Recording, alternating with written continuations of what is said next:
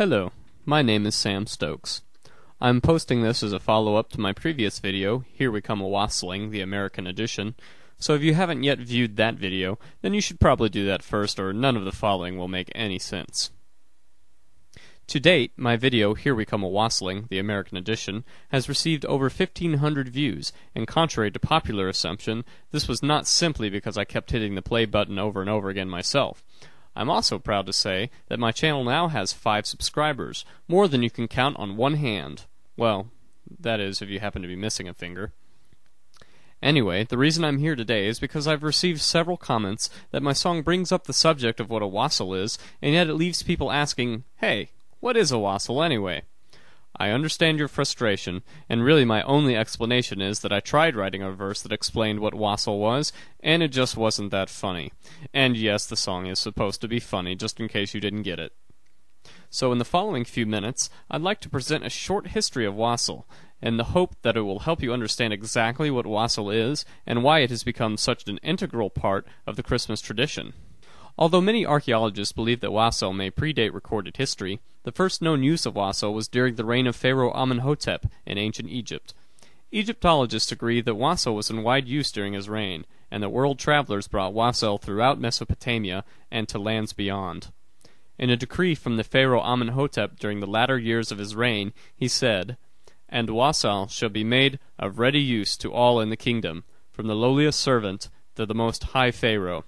Wassail unites our kingdom from the deepest abyss to the highest echelon." Through this, Egyptologists speculate that wassail must have been commonly available even before this period in ancient history, although no known written record exists to prove this. Wassail was common throughout the ancient world during the first millennium AD, but then abruptly disappeared during the period commonly referred to as the Dark Ages. During this time, an anonymous writer, believed to be an English monk, penned these words: "What dreadful times these are indeed! Where is the wassail that once flourished throughout our lands? Why has our abundance turned into famine?" These words support the theory that the loss of wassail was a pain felt by all people during this dark era. The Dark Ages ended with the Renaissance, which saw an explosion in culture through the arts, science, education, and the important rediscovery of wassail. Europe in particular applauded the return of wassail, and it once again flourished throughout the civilized world. Wassail was first transported to the American colonies from England in 1775, only a year before the signing of the Declaration of Independence. Although wassail was already popular in England and even appears in several Christmas carols including Here We Come A-Wassailing, it was not yet commonly found in the American colonies.